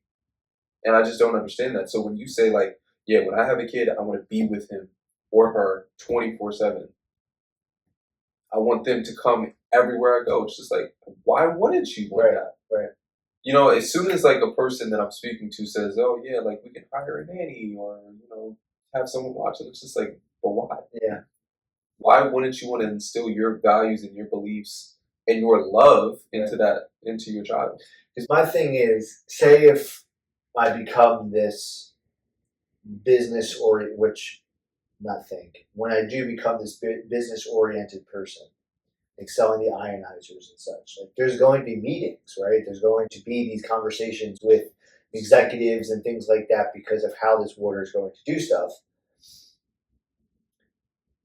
I want that person who's buying from me to know they're getting the full me, and this child is also going to be a part of this meeting. If there's crying going on, I can still talk to you, and I can still take care of this child. Because I can handle it. Yeah. I can handle the deep conversations that's taking place here, but I can also take care of this thing here. Yeah. Because I can do it. I know I can. So it's like, if you can't work with me while this is taking place, that's on you. That's not on me. Yeah. I can handle it. So you not being able, well, the child can't be in the meeting because there's going to be a lot of crying going on. Yeah, no shit. Baby cries. Get over it. It's going to happen. Yeah. It's inevitable. But you can also soothe that child to comment to make sure that it doesn't cry and still be able to have this conversation. Absolutely. It's all about perspective. So it's just like, if you're not going to take the full me, then I won't do business with you. Like, that, plain and simple. Yeah. And I think that's across the board, even without a child. And we went into a tangent into that, but it's a full thing. It's, if you're not going to see the full me, I wouldn't be able to endeavor into whatever the situation is, whatever the business is. Yeah, for sure. And that's understandable. Right. Like, I'm not here to limit myself. I'm not here to stunt my words. I'm not here to change my, like, if this is a big thing that happened, like, even now, when everything that happened in 2020, everybody, like, corresponds it to, oh, it was COVID, during COVID. Why are we giving it power still? Just saying it's giving it power. No, it was the year 2020. Yeah. That's what it was. Yeah. It wasn't because it was, oh, COVID. Oh, COVID. No, it was year 2020. That's what it was. Yeah. We're giving something power because we're talking about it. If you stop talking about it, it no longer has power. But then to the other side, if you tell me I can't say a word, I'm going to say the fucking word. Yeah. Because you can't tell me that I can't say a word because it's going to cause something. No, that's wrong. It's a word. It was created for a reason. It was created, so I'm going to say the word. But you're going to tell me if I say a word, it could deplatform something, it could, I don't know, get us canceled or whatever the hell it is. That is the most absurd thing ever, because a single word causes disruption. That disruption should be looked at yourself. Putting power into the word. Any given word. Yep. 10:07 is wild. We started filming at what? 8. Yeah? Oh, 7 something. It's 2 hours and 11 minutes, so then it would be, I don't know, 7 something at like almost 8. Well, okay. Time to end the podcast. You guys are in for a treat today. I told you we literally came into this without anything planned. Everything just flowed smoothly. I told you this is just how we speak on a day-to-day basis. But I hope you guys enjoyed it. It was definitely a long podcast. By the time I release it, I don't know if it's going to be as long, but there's definitely a lot that we spoke about, and I just hope you guys enjoyed it. I hope you guys connected to it, and I hope you guys can find ways in which that you can hopefully heal within your circumstances through our conversations. What's your last thoughts? Thank you. Just thank you for being here. Thank you for listening. No matter where, when, when you listen to this, where you listen to this, just thank you for being a part of it. It could be 3 years down the line when 2027 or whatever year we're in, and you listen to this for the first time, just thank you for listening to it. Oh, glory to God. Mm-hmm. Enjoy, guys. That was good. Yeah.